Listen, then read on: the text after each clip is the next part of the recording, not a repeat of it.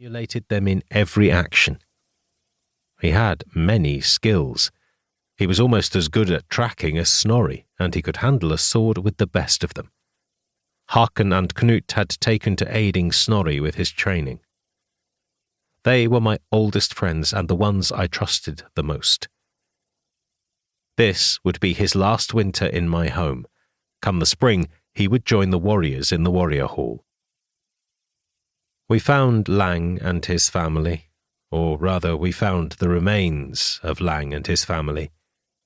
We had saved them some years earlier from a wolf attack. We had thought that we had destroyed the nest of wolves, but we were wrong. It was a sign from the gods. The wolves had returned. They had descended again to feast on flesh. They had somehow gained entrance to the farm, and the fur and pieces of bone told their own story. Lang and his son had defended themselves and their family, but they had perished nonetheless. The tracks of the pack led east towards the wide water that was Windersmere.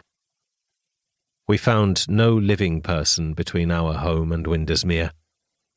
There were dead, frozen corpses now, and there were carcasses or parts of carcasses showing the trail of the wolves.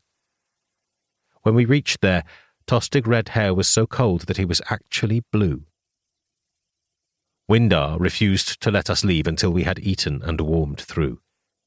He told me tales of those around the mere dying, some frozen to death and others devoured by wolves.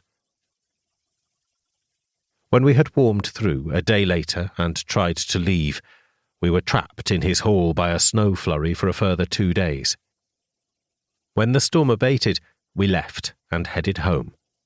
We hurried to avoid the icy wind and sleet which chilled us to the bone despite the layers we all wore.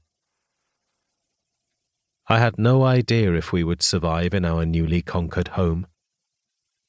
Had we made the right decision when we had left our island in the west? I doubted it.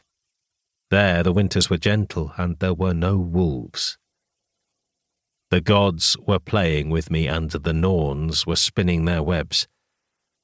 I could not even begin to envisage the plans they had for me. We huddled in our turf-roofed hall by the water of Cunningasthun, and we heard the wolves howl in the hills. Death now stalked our land. We were no longer the hunter, we were the hunted. The land and the wolves were conspiring against us. We had fought our enemies, and now we had to fight against nature herself. Chapter 1. It was a sombre spring, and it proved to be a late spring. Normally it would be a joyous time, for the new growth and new births made everyone feel alive.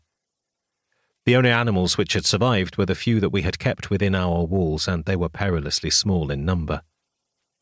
Although the snow had gone, the ground was still hard. No crops could be sown. This would be a late, hard spring. I will take my Drekker and we will raid. I will feed those for whom I am responsible. My wife, Erica, was a wise woman. The people are hungry, but they fear the wolves more. If we are hungry, then they will be too. The wolves are the greater danger. We can live on the food we still have. It made sense. We thought that we had destroyed the pack in the hills above Langsdale. They had returned. I will take my Ulfaenar and we will hunt them. My oath-sworn were all as eager as I was to do something. We were in our prime, and it did not sit well to rest, eat, and drink, while outside our walls women and children were dying of starvation, disease, and now wolves. It was not our way. We could not fight nature, but we could fight the wolves. Hakon rubbed his eye socket. It was a habit he had, and it showed he was concerned. We need to know where the wolves are. Vindar said that many of his people to the east of the Mere suffered. We should first go to Langsdale and see if they are there, and if be not, we can track them and hunt them elsewhere. I agree with your wife, Dragonheart. If we are hungry, then the wolves